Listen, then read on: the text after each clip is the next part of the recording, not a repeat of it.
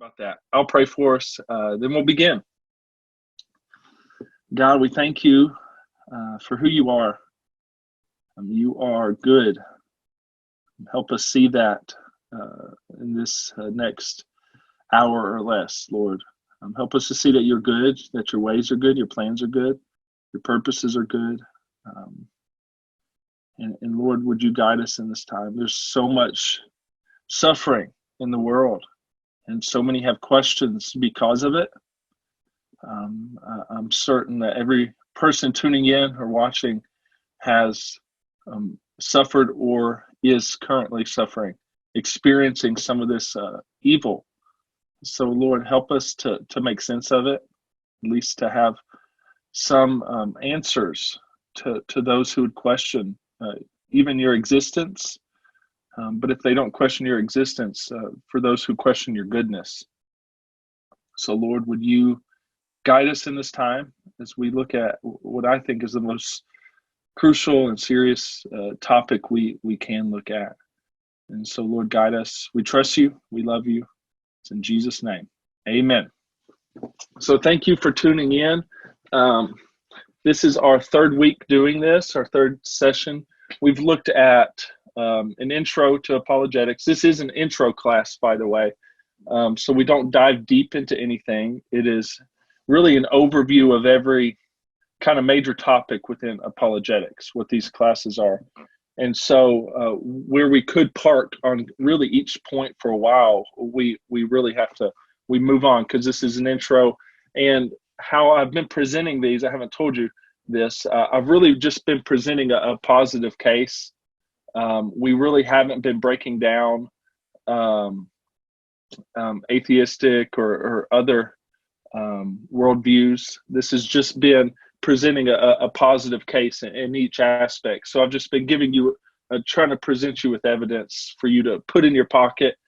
And so that's how this whole thing has been functioning and will continue to, just because of how this intro class is set up and the time frame and stuff. And so that's how today will be as well with the problem of evil. We won't necessarily break apart other worldviews and arguments. If this wasn't an intro class and we just had a class on the problem of evil, we would park at each one of these for a while. But I'm just presenting you some of these arguments that have been made is how this is going to function today. And this is my, it sounds weird to say my favorite topic, the problem of evil and suffering. I always say the problem of evil and suffering because suffering is tied so closely to it. And I think a lot of people who have questions with this point is because of some form of suffering they have faced. So,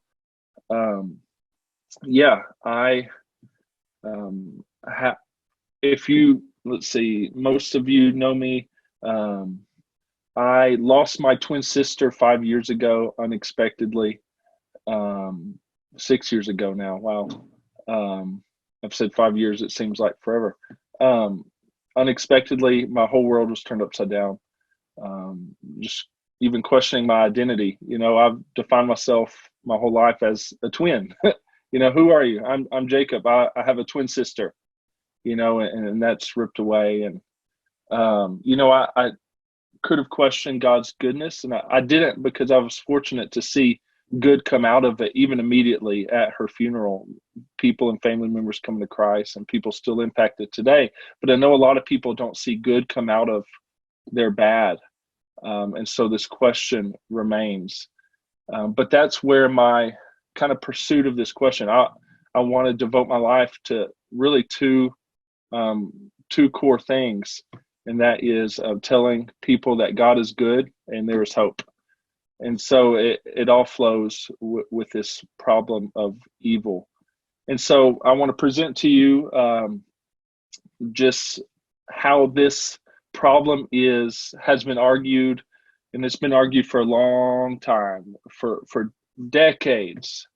And I just want to present you with some of this. So we'll dive right in. This isn't going to be as long as last session with the existence of God, but I think it is just as important. I think it's more important because you'll see, I'm sharing this. By the way, all the lesson manuscript and the slides are available on the website, graceandtullahoma.com/ online dash apologetics. So I'm going to get some stuff situated on my screen real quick, and then we'll dig in. Well, maybe I can't. Oh, well. So here's the first thing we see. Ron Nash, this is where I was first introduced to the problem of evil. And I can't see myself. Here we go. Ron Nash, and I showed you this several weeks ago, Faith and Reason. This is a presuppositional apologist. Anyways, most of your apologetics books, like I don't have enough faith to be an atheist, where most of my stuff has been centered on, a lot of them don't cover the problem of evil like they should or at all. This book has an appendix section where it shows kind of a conversation. It's just done in conversation form, not like any of the other chapters in this book. And several other of your main line apologetics books don't really cover this problem. And so this was my first introduction, and it's really my favorite summary. If you want a good summary of the problem of evil, Ron Nash does a really good job of this in his book, Faith and Reason. And this book really, to be honest, is what I have to thank to be in the PhD program at Southern. I applied before and I didn't get in. I'm not the sharpest tool in the shed. And I gave one of my papers I wrote before. I never had to write any really big or long papers. And you have to submit a paper to get into the program. And it just wasn't up to par. So I decided I would write a brand new paper in order to get in. And since I wanted to look at the problem of evil, I started researching, and this was the main book that helped me begin to understand, and where kind of the main starting source for me for that paper. And I wouldn't have got in if I didn't write that paper based off this. So I encourage you to if you want to dive deeper, and you'll hear some of his quotes in here. But he says, every philosopher I know, which he was a great philosopher, every philosopher I know believes that the most serious challenge to theism was, is, and will continue to be the problem of evil. And I agree with that. I believe that. I believe that most people that have intellectual objections to the existence of God, like we looked at last week, I believe that majority of them actually have an underlying problem of evil issue that is leading them to say, I have these intellectual objections. I wholeheartedly believe that. I wouldn't say all of them, but I would say a lot of them. If you, the movie God's Not Dead, I don't think it's a great movie, to be honest, in terms of cinematography and stuff, and even writing. I do think a great apologetics movie is The Case for Christ, based off the life of Lee Strobel. That's well done, and the arguments are good.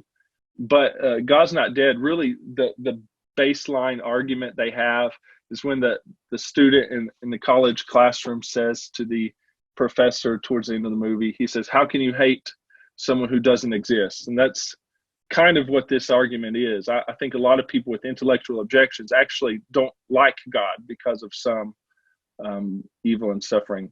And so I think it is really the underlying issue for atheism, period. And so that's why I want to devote my life, one, because in honor of my sister, I want to defend God's goodness and give people hope. But also I think it's an underlying issue for all of it.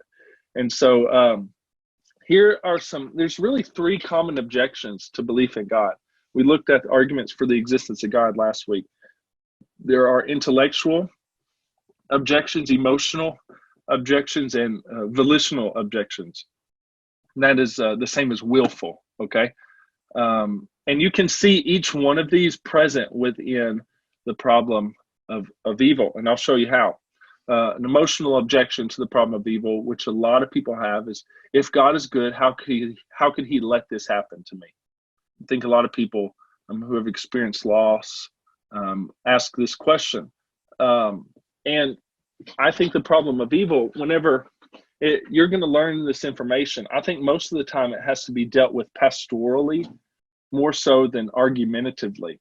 Like I had a good conversation with someone last week who's going through a really hard time in his life and kind of questioning God's goodness. And I can't just sit here and spew out, well, here's how God could allow evil, and here's another way, and here's another way. Like that doesn't really help in these emotional situations.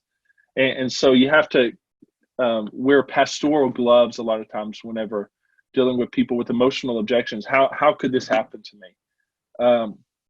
Another is volitional. This is willful objection. I don't want to believe in a God that allows such evil. And a lot of the atheists and skeptics have this objection. I don't want to believe in a God that allows such evil. It doesn't mean he doesn't exist, but if he allows something like the Holocaust, I don't want to believe in that God. That's a willful objection.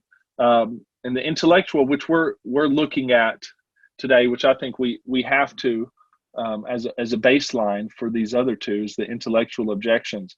And so that's where we're going to be in this lesson. And here's the intellectual objection in essence, in a nutshell.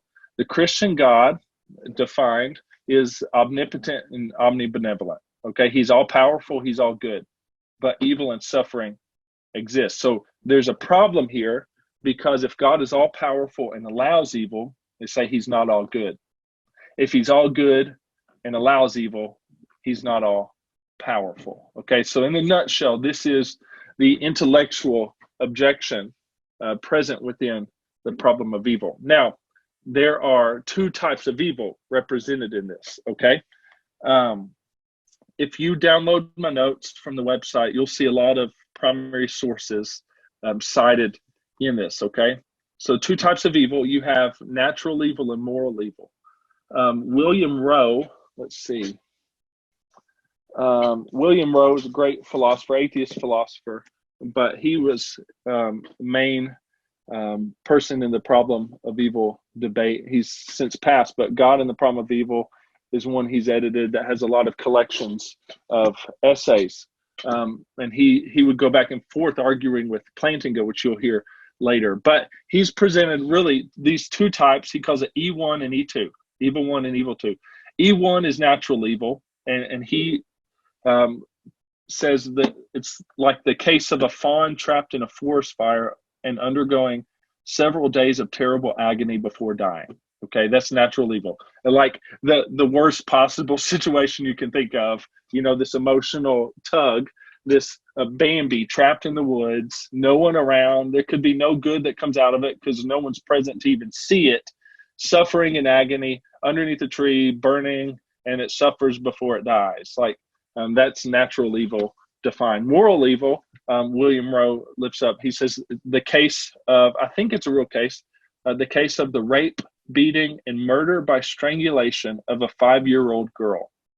So that's what he lifts up as E1 and E2 in his arguments. So this is natural evil and moral evil. It's like some of the worst cases you can think of, bringing out, in a sense, that emotional objection, but still a valid one to argue about, okay? So these are the two types of evils. Keep in mind, natural evil and moral evil.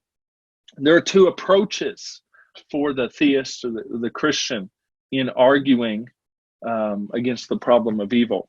There are defenses and there are theodicies, okay? Defenses and theodicies. And this is important. This is going to show us how we're going to look at the rest of this session today. Defenses offer a possible reason that God allows evil. Now, defenses aren't saying this is the way, this is the reason that God allows evil. But it says this is a possible reason. Now, that may seem like it's not a strong argument, but you'll see a defense we're going to look at in a second really is the backbone of the Christian response to the problem of evil in a large way. So they have power to them. Theodicy it offers an actual reason that God allows evil. So a defense says this is a possible reason God could be allowing this evil. A theodicy says this is a reason. So it's a kind of a stronger. Now you got to be more certain, I guess, than a defense. So there are also, so we've looked at, there are two types of evil. There's two forms of approaches to the problem of evil, but there's also two problems of evil in a sense. Okay, and here's the first one: the logical problem of evil. The logical problem of evil. If you remember back a few weeks ago, we looked at how do you arrive at truth, deduction and induction, and so there's a problem of evil really for both parts of these. So the logical problem of evil is really the deductive problem of evil, and it goes like this: because of the existence of evil, there is a logical contradiction with the omni attributes of the Christian God. So God is all powerful, all good, as we looked at a minute ago. There's a logical contradiction between the existence of evil and these omni attributes that define the Christian God. J.L. Mackie was kind of the main proponent that you'll hear of Alvin Plantinga in a minute argued against. But he says, here it can be shown not that religious beliefs lack rational support, but that they are positively irrational, that the several parts of the essential theological doctrine are inconsistent with one another. To put it differently, to show this word contradiction in here, H.J. McCloskey said, evil is a problem for the theists in that a contradiction is involved in the fact of evil, on the one hand, and the belief in the omnipotent and perfection of God on the other. So the logical problem of evil is saying there is a contradiction with the omni attributes of God and the existence of evil. Now we'll get in a minute of how answers to these, but these are presented. These are the problems. Okay, so that was the deductive. That was the logical problem of evil, the deductive. So the second problem of evil is the evidential problem of evil. Now this is the one that most people have. Okay, most people don't have the logical problem of evil on their mind. They have the evidential problem of evil. And really what you see in scholarship is this is the main one that's argued against now, which you'll see why in a minute, because the other one has been answered. But the evidential problem of evil essentially says the essence of the inductive problem of evil is the sheer volume of and seemingly useless or gratuitous amounts of evil that exist in the world. So they're saying, well, if God allows evil, why so much? And why so much that no good comes out of? Useless. Okay, so that's the evidential. Why is there so much, the volume of it, and the gratuitous amounts of it in the world? And so the evidential is where a lot of people are with the problem of evil. So that's how it's presented. That is the problem of evil. If you read in scholarship, it's one of these two, mainly lands on the evidential side in one way or another. Okay, so to recap, there's two forms. There's moral and there's natural evil. So natural evil is things that happen in the world that you can't stop, like Bambi dying or tornadoes ripping through East Nashville or Chattanooga, those type things. That's natural evil, okay? Moral evil is what happens at the hands of people who are practicing evil in a sense, okay? And allow evil to happen to other people because of it. I don't want to, I'm trying to get ahead of myself. Plantinga, this is not in the notes or anything. You'll hear of Plantinga in just a second, Alvin Plantinga, but he actually believes that most evil comes from moral evil, which is interesting. And he talks about non-human free creatures, demons, that type of thing can affect even natural evil in a lot of ways. And I believe him. I agree with him in a large part because of the beginning of Job. Again, none of this is in my notes. I didn't plan to say any of this. But there's an interesting part at the beginning of Job where God allows evil to happen by the hand of Satan. But what is the evil that happens to Job? Well, like a tornado comes and some of this natural. Now there's moral evil, like his family's killed, different plundered stuff. But there is some natural things that happen. And so I think there is some biblical support to that. And now I don't think all natural evil is from moral evil, but it's an interesting thought. You can just file it away or ask a question later that I can't answer. But so there's moral, natural evil. There's two problems. There's the logical problem that says there's a contradiction. There's the evidential problem that says, well, why is there so much and so useless, so much useless amounts of evil? So that's how the problem stands right now in a nutshell. Okay. So now we're going to get into the responses. So we'll start off with defenses. Again, defenses are a possible explanation of how God could allow evil. It doesn't mean this is actual, but it's a possible. And where this is powerful for is against the logical problem of evil, that there's a contradiction. And the main one it's the backbone of the Christian response of the logical problem of evil, and it stands to this day really, is the free will defense. And it's to rebut the logical problem of evil, the Christian must show there is no logical contradiction. Okay, that's why defense is. If you can offer a possible explanation that shows there's no contradiction of the all-powerful, all-good, omni-attributes of God, the existence of evil, you can't say there's a contradiction then. So then the logical problem wouldn't exist. So the free will defense, it was presented by Alvin Plantinga. Brilliant, man. He is really, I want to study him in my dissertation, and I might share that later. But in God, Freedom, and Evil is where this is. I think it was 1974. So this was a while ago. 74 is presented, the free will defense by Plantinga. So it's lasted that long.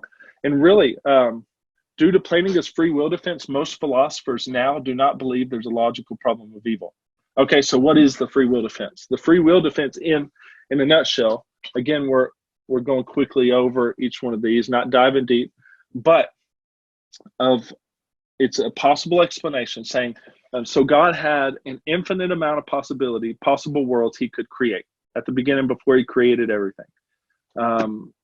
Infinite number of possible worlds. God would create the best of possible worlds, and maybe the best of possible worlds, all of the best ones had free creatures in them. Okay, creatures able to make real decisions on their own, not forced into certain decisions, but free creatures. And maybe all of the best possible worlds are ones in which free creatures exist.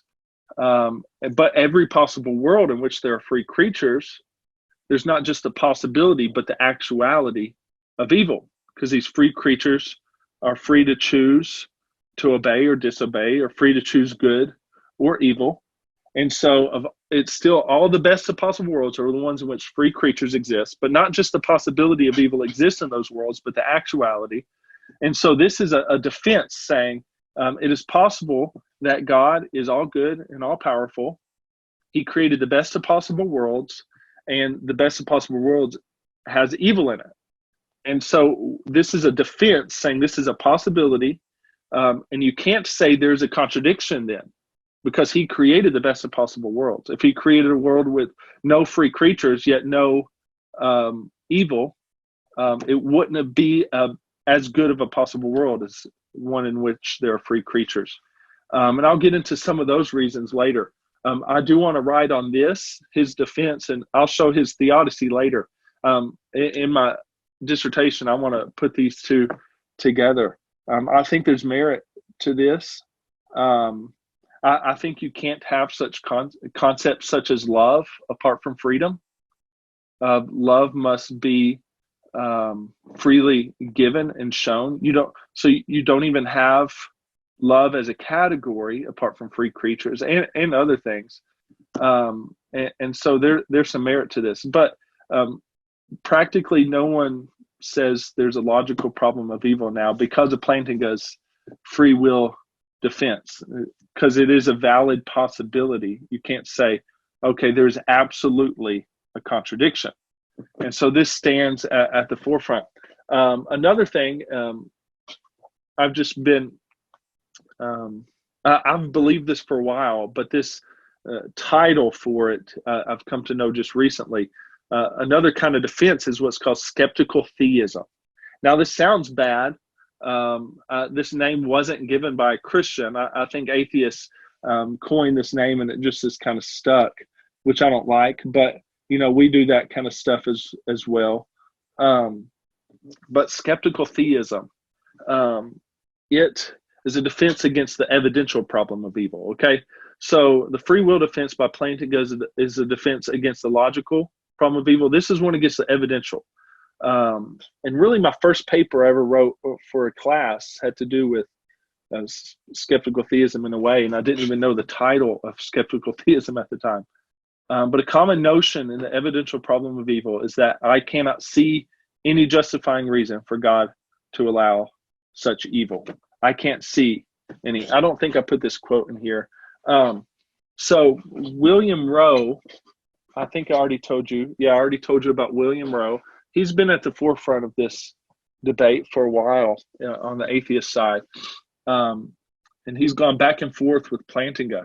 And it's really nice to watch, to read. So problem of evil books, I told you in popular level apologetics books, there's not a lot of problem of evil stuff. But if you want to dive deep, there are really good collections of different essays, okay? These are all collections of essays from different authors. Each chapter is a different author making a different argument, and some writing back and forward. My favorite two are, this is my favorite one, The Evidential Argument from Evil. You can see how much I've tore this apart. Edited by Daniel Howard Snyder. Okay.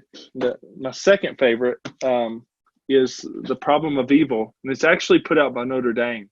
In this one, you can find my favorite theodicy by Plantinga, which we'll come to later. I might show you that again. But anyways, if you want to dive deeper into this, there are really good collections of essays. That's really how you come about reading most of this, okay? But William Rowe, in his essay, The Evidential Argument from Evil, A Second Look, so this is his refined argument. This is where he defines evil, E1 and E2 as a fawn trapped in the woods and the 5-year-old girl being raped and tortured before being killed.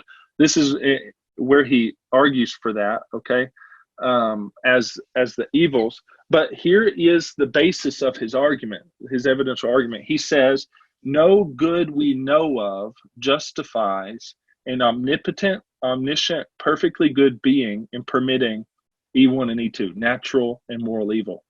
But something should stand out. It stands out to me.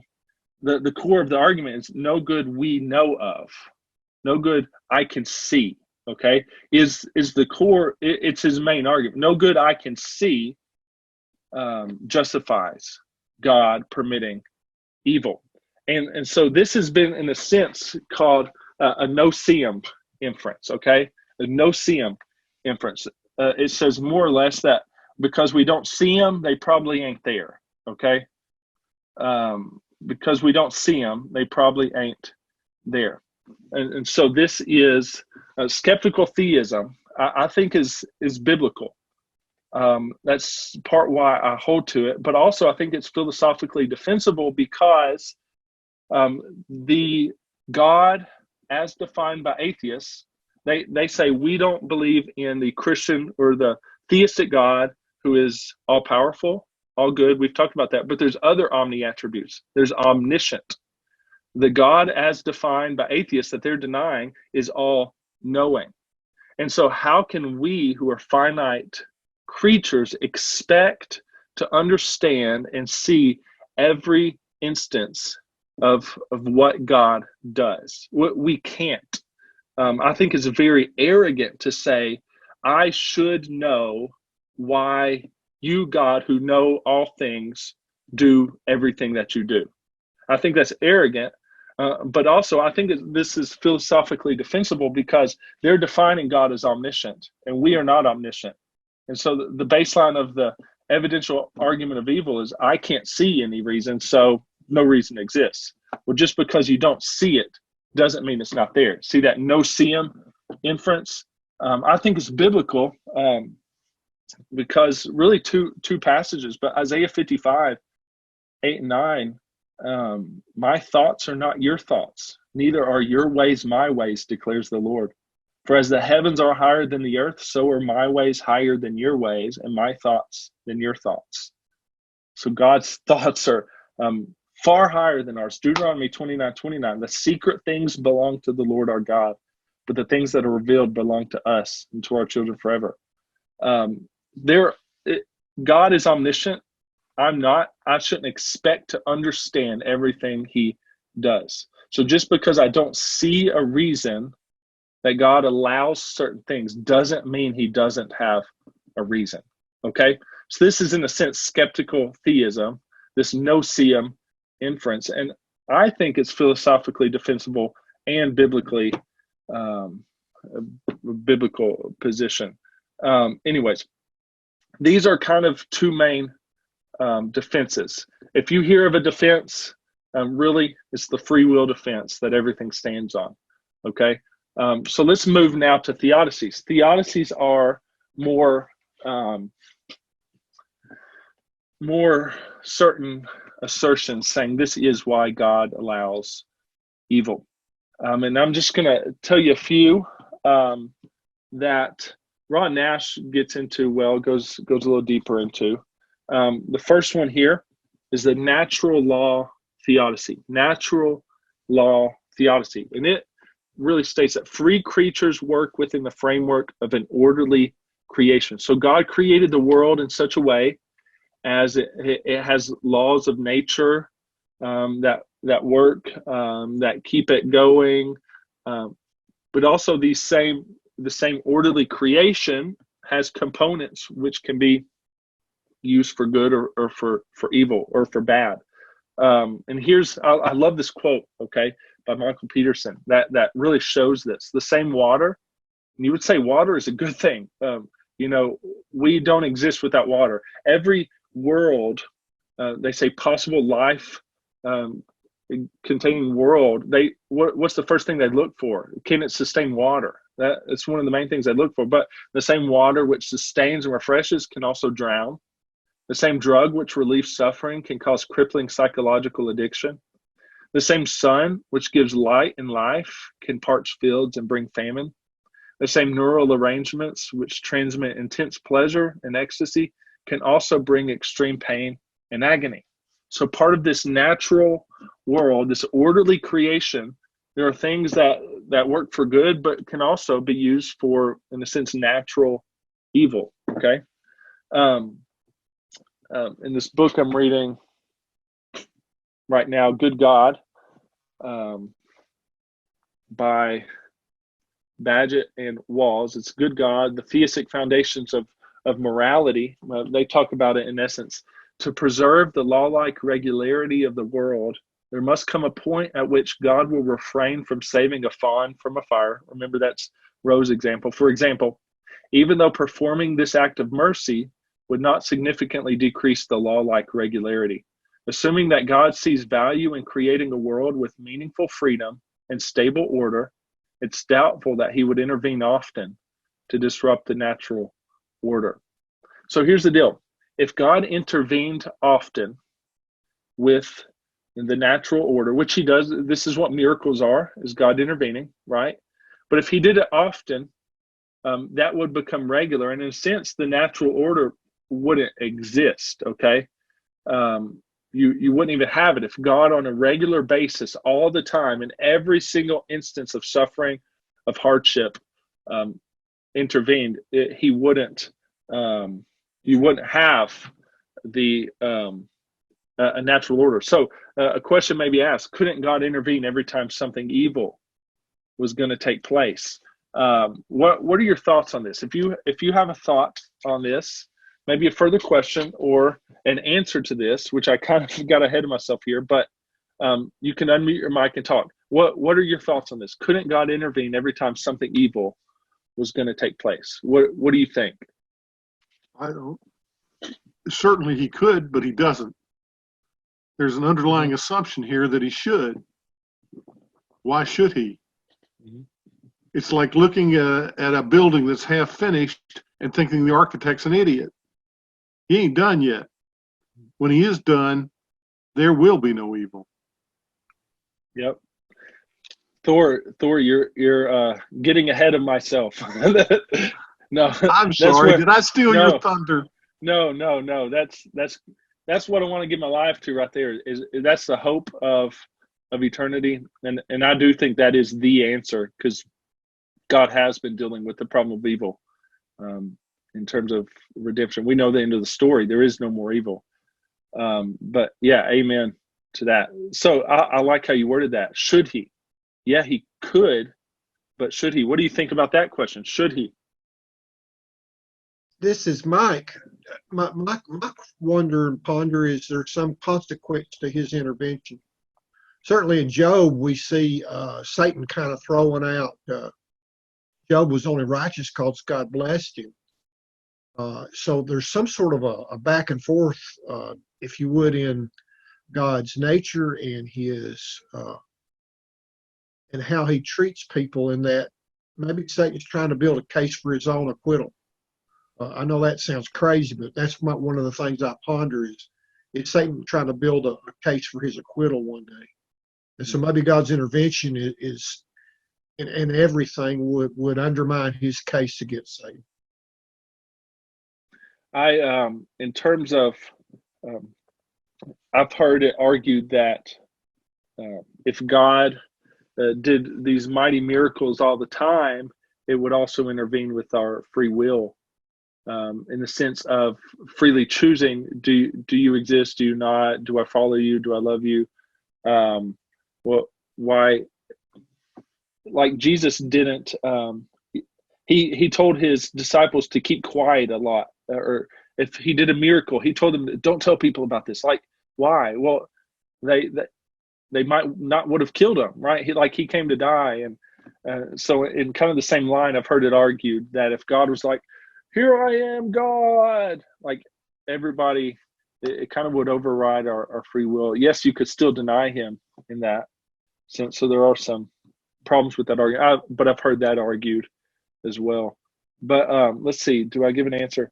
So what I say right here is, what this question is asking is not merely for God to intervene, but really for God to suspend the natural order as we know it. If he continually did miracles all the time, for every single instance of natural or moral evil, he would be suspending the natural order as we know it. If this were to happen, God's provision would become predictable. People would never know of his deliverance, his love through sacrifice, which I'll get to later on. So there's different reasons, but I think the main reason here, you wouldn't have a natural order. You wouldn't have, it would uproot the whole system. Another question: couldn't God have created a world that is orderly, yet has no evil and suffering? Unmute your mic if you want to answer. What are your thoughts on this?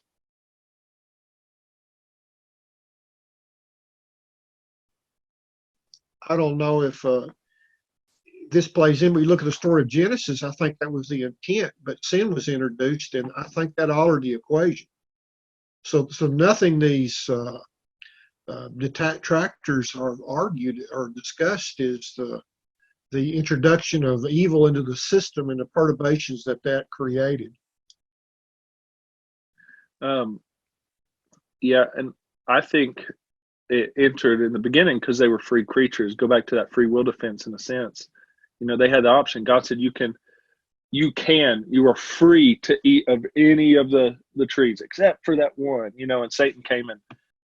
By the way, sin was already in existence because Satan had already fallen. There was a pre-fallen Satan, an already fallen Satan in a pre-fallen garden of Eden, which is crazy to think about, right? I agree with what you're saying. I think those are good arguments, but there's another way to go at it, I think, and that is to go back to the idea of he's not done yet.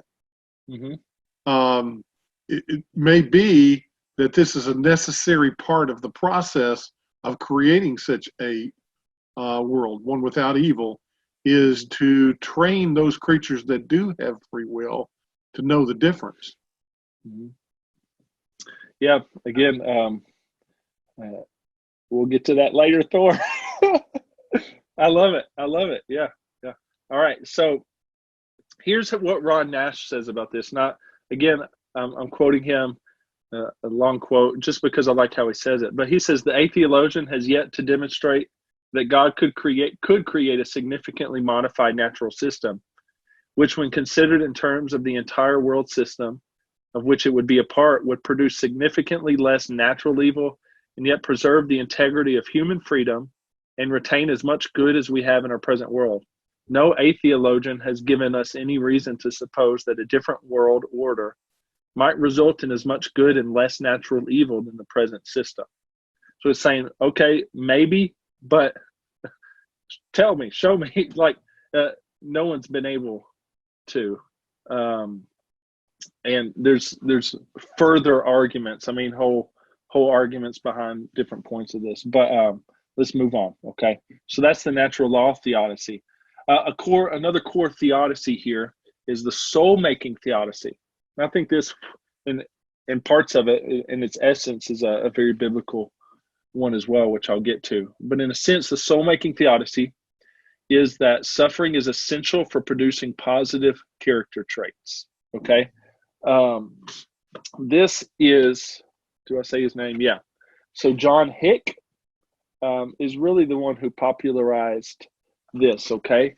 And here's Ron Nash. I'm quoting him long again because he just summarizes it so perfectly. Okay. So you can follow along. Ron Nash summarizes this theodicy, saying the soul-making theodicy states that in order for God to produce the virtuous beings with whom he wants fellowship, these individuals must face challenges that teach them the intrinsic worth of the virtues he possesses perfectly. Virtues cannot be created instantaneously. The process by which they are acquired is part of the nature of having them. Each of us is given an opportunity to develop into a better or worse person, but we cannot grow in an environment that is free of risk and danger and disappointment. Just as God had good reasons for creating us with free will and for placing us in a law-like environment, that's the two previous things we've looked at, God also had good reasons for placing us in an environment that is challenging, that tests us. So the soul-making theodicy really states that you cannot have these positive character traits apart from suffering. You cannot have endurance apart from having to endure something. It's not just like, boom, you have endurance.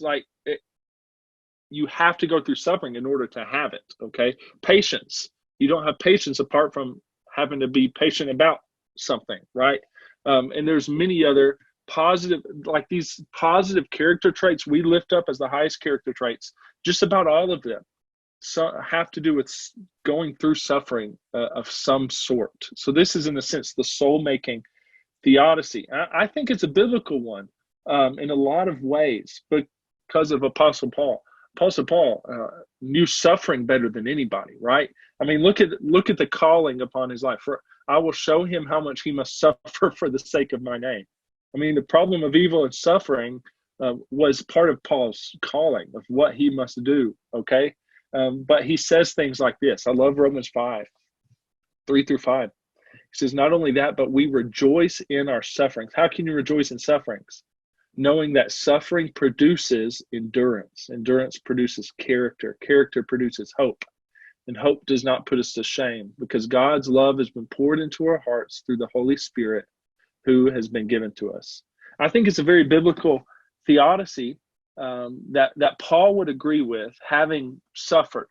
Now, going through suffering, it's hard to look back, and you can only see the bad you're in. I talk of it a lot of times like you're in a fog cloud, and all you can see is the cloud around you. But if you just rise up a little above that cloud, you can see the sun shining, and I can look back on my sufferings and even in some ways rejoice in my sufferings because I know it's done a work in me, and it still is. I've seen God's goodness amidst it. So it's amidst our sufferings, it's hard to see, but in hindsight, you've heard the phrase, in hindsight 2020 a lot of the time. But God is producing something in us. This is the soul-making theodicy, the character traits. And so it states character cannot nor will not develop apart from suffering. So that's the soul-making theodicy. And now there are other theodicies, there are other arguments. This debate has been going on for a long time, okay? My favorite, and really what I want to devote a lot of my dissertation and maybe the rest of my life in a sense to, this is my favorite theodicy, okay?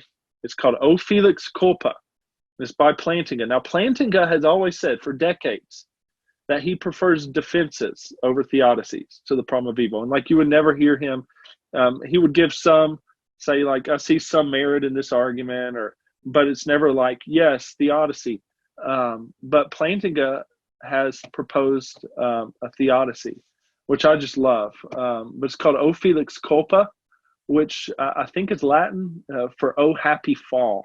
Okay, O happy fall, O Felix Culpa. And so I'm going to give it to you in a nutshell. I'm going to give it to you in a nutshell, and it's this. Again, just like his free will defense, God looking out over creation would have created the best of possible worlds, okay? And what he says, the best of possible worlds are ones in which there are incarnation and atonement. Incarnation, God taking on flesh, atonement, God dying to redeem creation. And he refers to these as infinite goods, okay? You can, if you want to read this, there's 2 books. It might be in more books. This argument is in Peter Van Inwagen's Christian Faith in the Problem of Evil. And that's where I've read through and marked it up. But it's also in this Notre Dame copy of The Problem of Evil. So if you want to, I encourage you to read this whole thing. It's called, his article is called Supralapsarianism or O Felix Culpa. Okay. And I encourage you to read it. It's beautiful, I think. And it draws me to worship God more. But it says that incarnation and atonement are infinite goods, that any other possible world in which there are not incarnation and atonement are a less good world because they don't contain these infinite goods. But what must you have in order to have at least atonement, or the reason God would come? You have to have evil. I mean, what is he atoning for? He's atoning for our evil and our sin, right? And so evil is a reality in these best possible worlds. And here's how I want to argue it. And this is kind of, I might tell you what I am proposing for my dissertation. I don't know yet. But I want to look at this concept of love and dive into it deeper. I don't think, without freedom, I don't think you can have love. I want you to think about this. I don't think you can have express love or know love apart from freedom. Free creatures freely acting. If you're made to do something, that's not out of love, right? Think about you do something for your wife or your husband, they ask you, and you're like, oh, I guess I'll do it. Like if you're forced to do something, that's not out of love. But if they don't even ask you to do it, and it's like, that's out of love. And so I want to defend this. I probably will write a paper later on. But I want you to think about this in terms of the O Felix Culpa theodicy, that best of possible worlds, incarnation, atonement. There's a very good reason that suffering exists. And I've heard Plantinga talk about it this way. He says, I can think of no greater possible world in which we don't know the love of God through the sacrifice of Jesus. I've heard him in a video talk about this. He doesn't word it that way in his book, but in talking about his theodicy. And I say amen to that. I can think of, and I don't want to think of another possible world in which I don't know the love of God through the sacrifice of Jesus. Incarnation, atonement, him coming for me and dying for me, right? Was it 1 John 3:16? This is how we know love, that Christ laid down his life for us. We ought to lay down our lives for brothers. John 3:16. For God so loved the world that he gave his only son. that whoever believes in him should not perish but have everlasting life. This is how we know the love of God. It's through his incarnation and atonement. But in taking that further, every time Thor has talked, he's brought about this eschatological, this end time reality and hope, okay? Because I do think that is the answer to the problem of evil, because we see in Revelation 20, we see evil be punished for good and forever. And in 21, we see only good remain, right? This new creation, new heaven and new earth, where there's no mourning, crying, pain anymore, for the former things have passed away. Behold, I'm making all things new. So I believe there's an end times eschatological hope that becomes a reality that is an answer to the problem. So I think God is answering and has been and working towards it, and we're just in the middle of it, kind of that fog, and you don't see it, but God is still working. But I want you to think about it this way. We are free creatures who have freely chosen to, I place my faith in you. I follow you, Jesus. Jesus says, follow me. I follow you. I love you. And I know your love for me, because I recognize that you took on flesh, God. You died in my place, atoning for my sin. I recognize that is the greatest of loves. I love you, and I recognize your love. Now get this.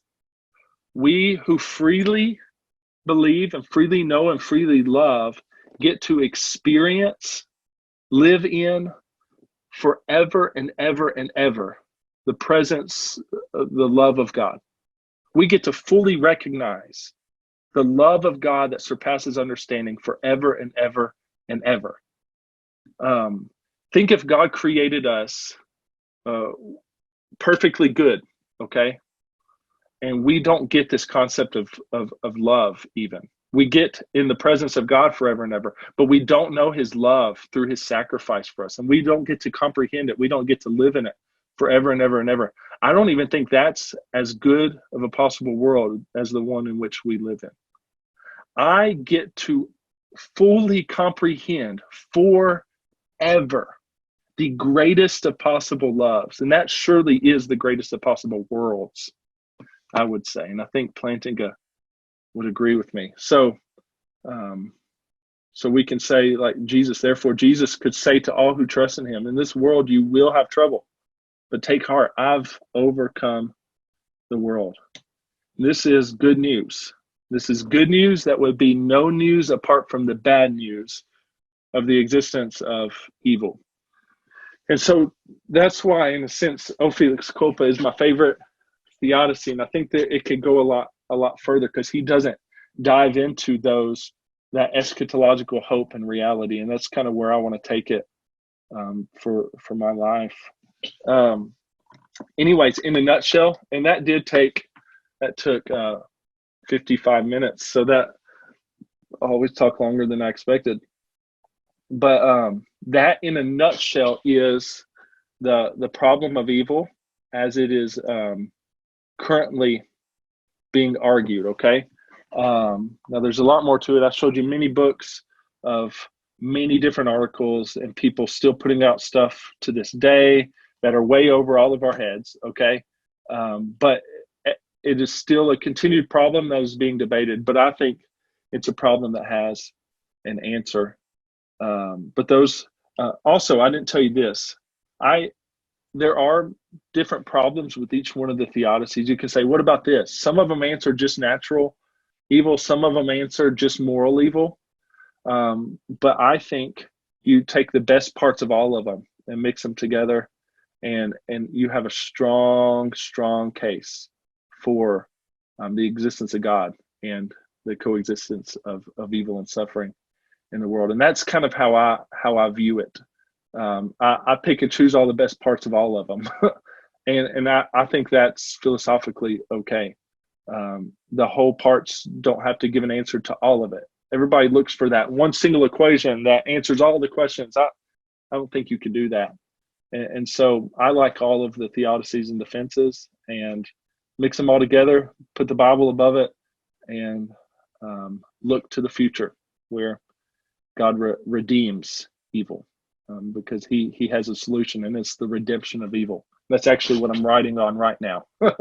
That's the only live possible solution to the problem of evil, is the redemption of evil, not getting rid of evil, not forcing moral goodness, I say, and I give other possible examples, but I show that the redemption of evil is the only live solution. Anyways, we're done with this lesson. I'm just talking because I could talk about it for a long time. You can ask questions now. Thank you for tuning in to this. You can ask questions about unmuting your mic, or you can tune out if you want, but go ahead, Thor. I just wanted to suggest to you another possible avenue of approach when dealing with the problem of evil with somebody that's making a philosophical. This wouldn't work with somebody that's got a heart problem. They're hurting, they're suffering. Right. But somebody that's actually making an intellectual argument with the problem of evil is to tell them that they need to prove that evil exists without God, and that's actually impossible. If there is no God, what's wrong with dying? What's wrong with pain? We only know that there's something wrong with those things because God chose to reveal to us another possibility. Right. Yeah, I'll tell you what I'm working on right now, this paper I'm working on, and I tried to think through every possible solution of if God were to deal with and solve evil right now he's solving evil, what would he do? Okay. A lot of people say, well, he should have created this way. That's not an answer because we're here. We're already created. Evil already exists. So if he's answering it right now, what are the possible solutions? And I give 5 possible solutions I've thought of. So he could rid the world of evil. And that's what a lot of people say, well, why couldn't he just get rid of all evil? Secondly, he could make everything good. Remember, these are possible solutions. I say he could force moral ignorance, saying he could force people to not know what good and evil are. Okay, then you wouldn't have a problem. Evil would still exist, but you wouldn't know it, so you wouldn't have a problem with it. I also say you could force moral relativism. That's different than ignorance. Force good and evil to be relative, so that then you wouldn't have a problem. It would still exist, but you wouldn't have a problem. Then I say the 5th option is the only possible real life solution is the redemption of evil. And I say that's reality. And I say those can't exist. One, I'm just quickly through it. I'm still working on it right now, but forced or eradication of evil, where does it stop? He'd have to get rid of all creatures, all moral creatures. Even the atheists who deny the existence of God would be eradicated, right? And we even see this. Yeah. And so you would get rid of relational creatures, and I think that's a evil in itself.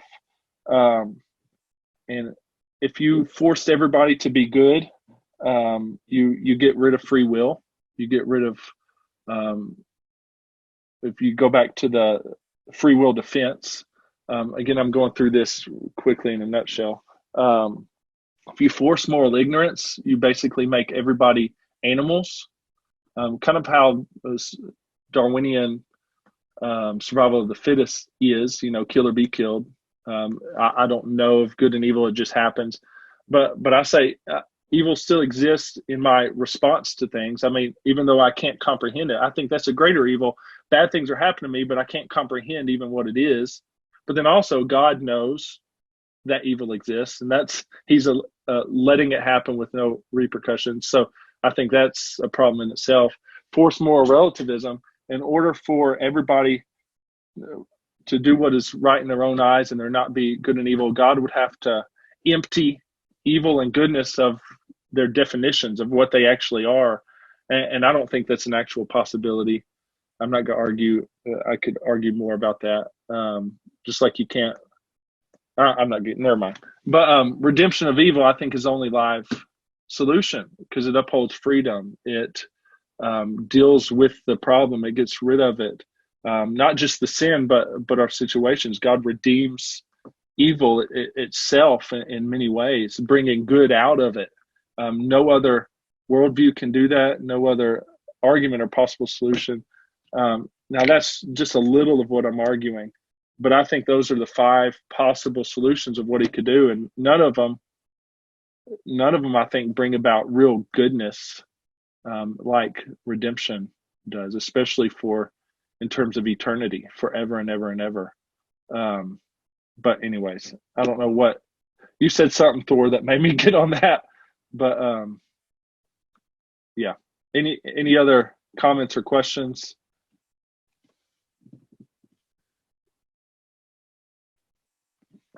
Norman, you're muted. Let me unmute you. Hold on. I saw you. Okay, what were you saying, Norman? Wait. Are you talking? Can you say something? I can't hear you, buddy. Can y'all hear Norman?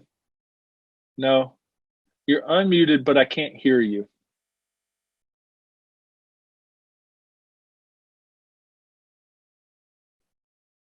I'm sorry. I don't know if you can do sign language. I can't read it if you did, but it may be when you sign on to Zoom, it gives you a choice of joining with or without audio. You may okay. have chosen without audio to start with. Have audio. Yeah. Okay. I'm sorry, Norman. You can text me question or something. Okay. Oh, you can use the group chat. Did you see what Mike just posted? You can type it if you have a question. I don't know if you can see that. While he's doing that, does someone else have a question or a comment? Again, this was a quick overview of everything, so it doesn't dive deep. So if you have questions that go deeper or an argument, a question against one of these explanations, go for it. This is way outside Christian theology, but I watch way too much martial arts movies because they're the only clean thing I can find on YouTube and Amazon. And there is a concept of salvation in even those, but it's very much a self-awareness or a self-discovery.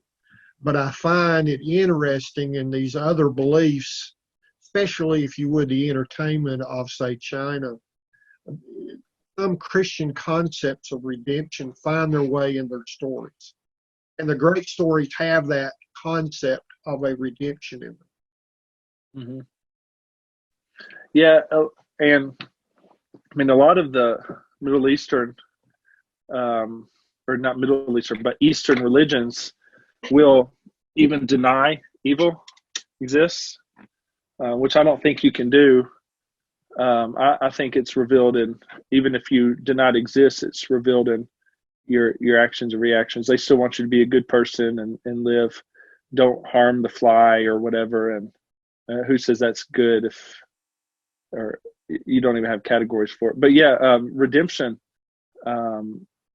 is a Christian concept, but it is in, I mean, those are the stories we love to hear, are stories of redemption, right? Whether you're a Christian or not.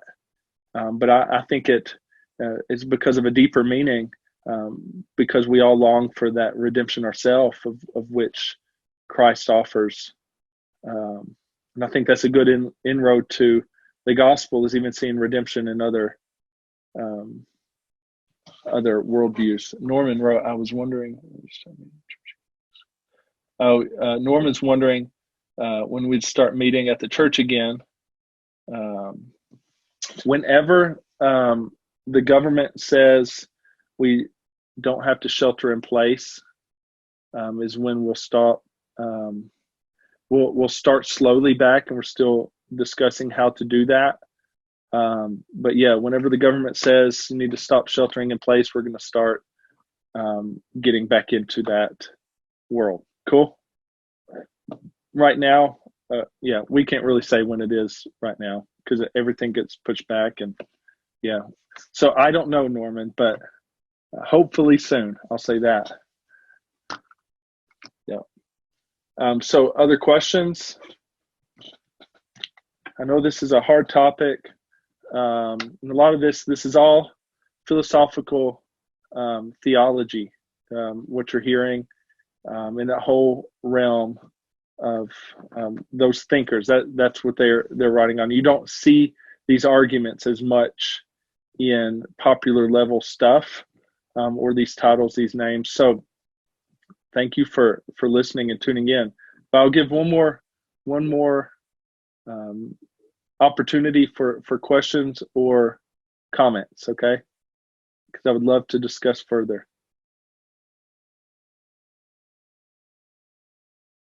Anybody? Thank you, Jacob. Thank you, Thor. Is all hearts clear? All right. Well, thank you for tuning in. God bless. Go knowing that God is good and there is hope. Amen.